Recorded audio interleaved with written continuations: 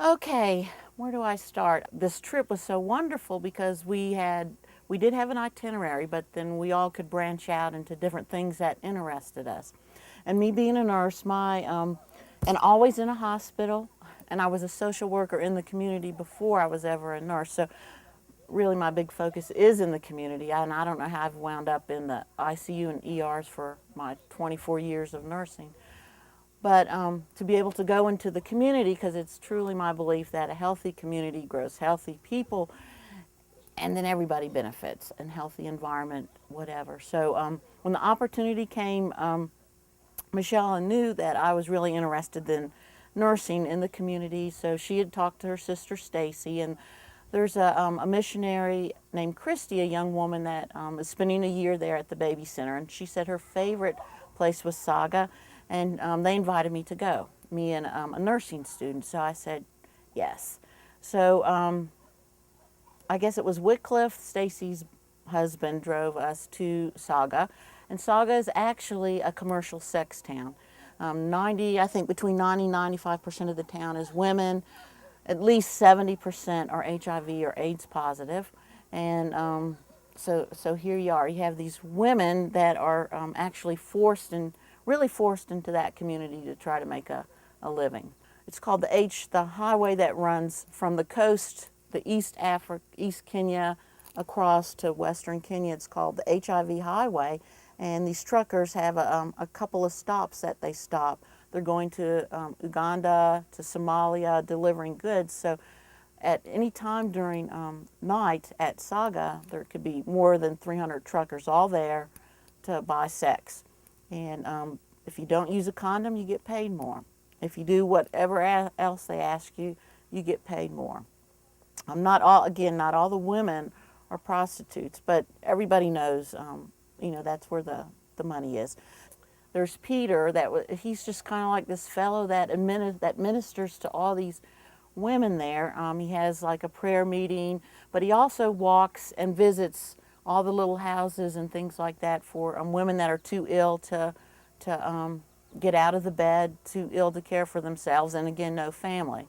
And there was this group of women that came there initially, and a couple that stand out, that's what I'm going to talk about. The first one's Margaret. And Margaret invited us into her home, and I was trying to think last night how big it was, and I know it couldn't be any bigger than maybe 12 feet by 24, with the room divided in half with a sheet for the sleeping area. And she has 3 children, but 2 live with her.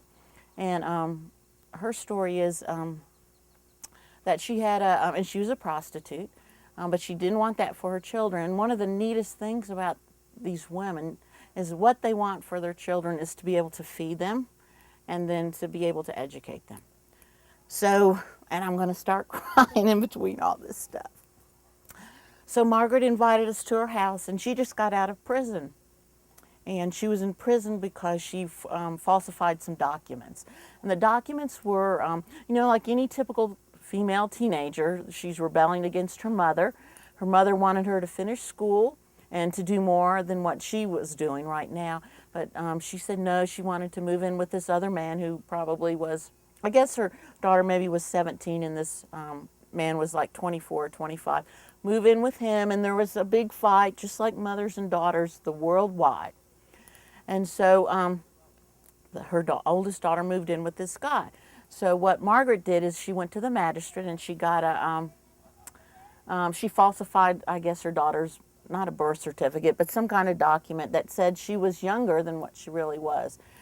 And she got caught, and so they put her in jail for 1 whole year over that. And I can't remember where she said maybe her parents, who looked after her other 2 children while she was in prison. But the neatest thing about Margaret is that she had this red ribbon on. And I asked her what that ribbon was for, and she says, I am infected with AIDS, or with HIV, and I'm affected with HIV.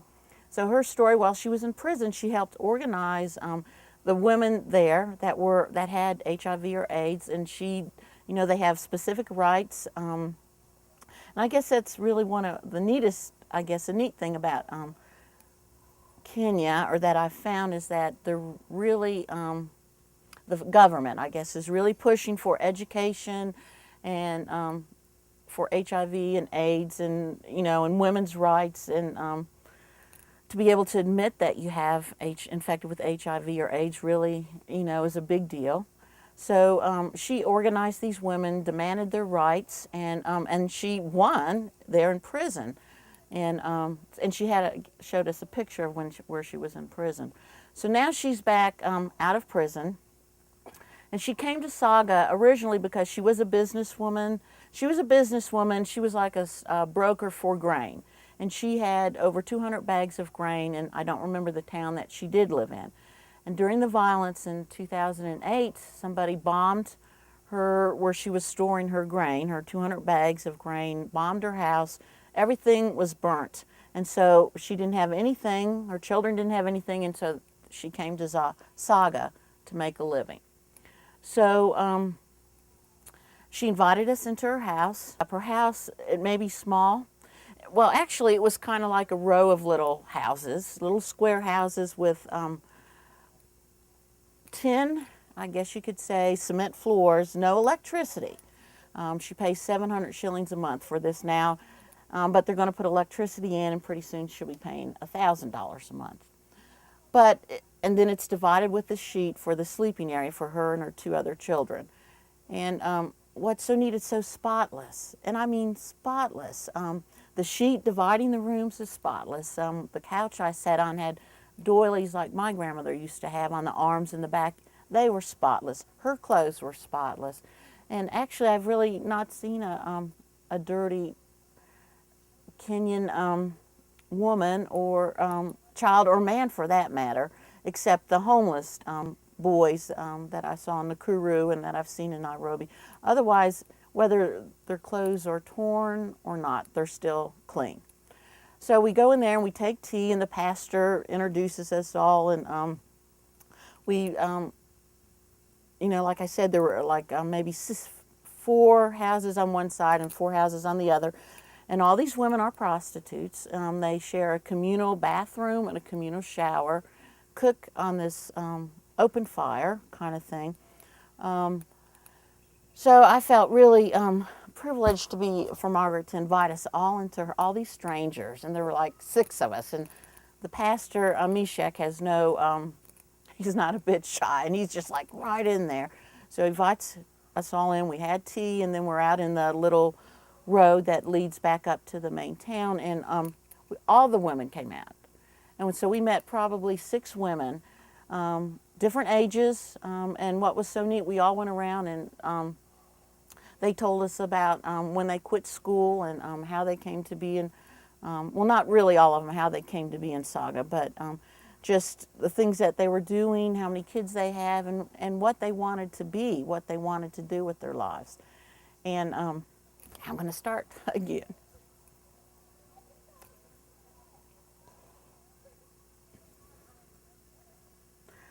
But what's so neat about this place is that these women are so strong. And they have so much courage. And they want a better life for their children. So, of course, they're doing anything they can. But we all were in this circle, and when the pastor was interpreting how I was feeling about them, I started to cry, and they all came over to hug me.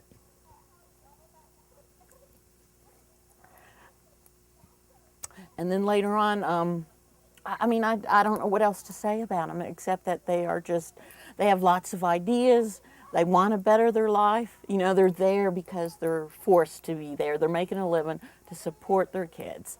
And so here we are. So anyway, afterwards, the pastor said that was the best thing that we could have done for them, is to praise them just about their courage and to keep on, because I believe that we all are connected, especially women, because we all kind of focus on what we want, the same thing. We want to be able to provide for our children. So we went to see her, and then we went, walked us back out. So we were at a group meeting in the church, a business meeting, and these women have taken classes, and there are 3 tailors, and They only have one sewing machine though, but they went and learned how to make sanitary napkins, which is a needed thing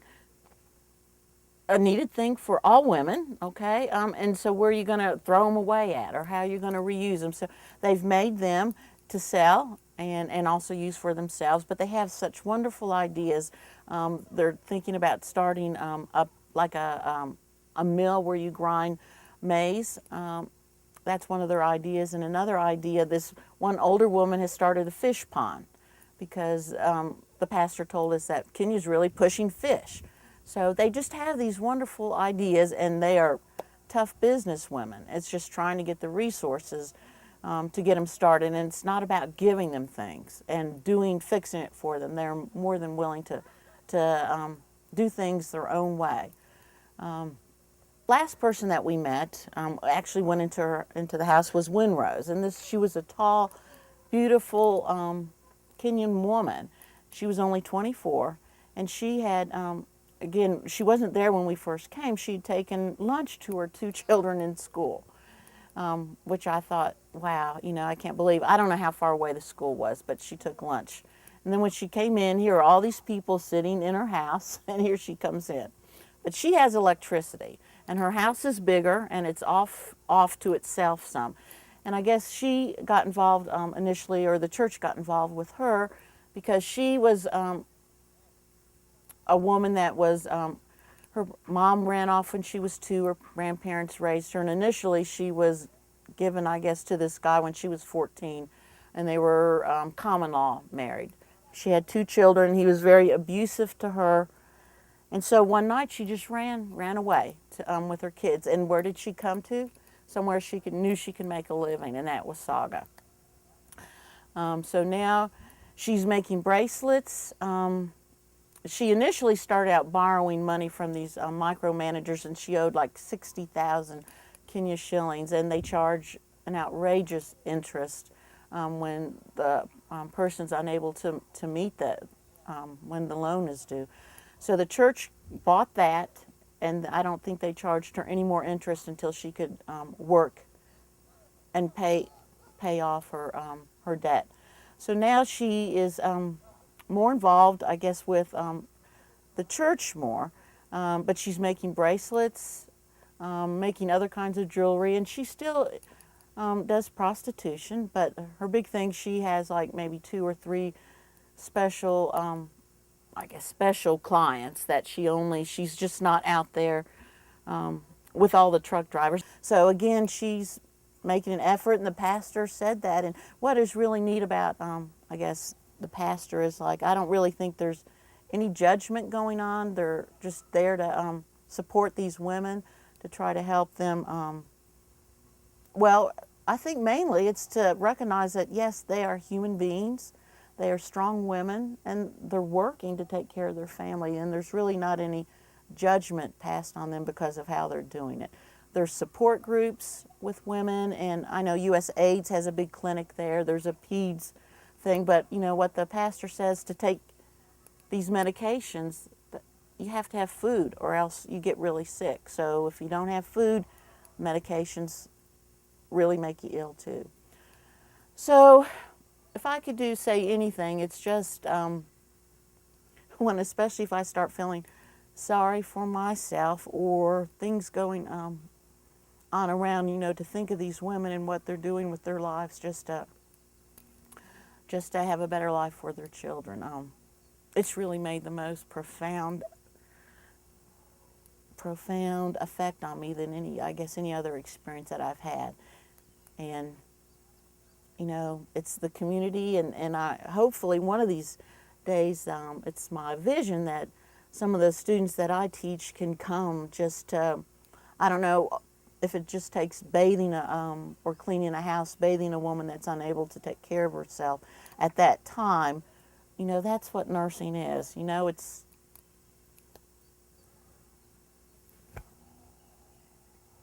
It's not about machines. It's about caring for the person. Truly, truly touching somebody and caring for them. And Saga really offers that opportunity.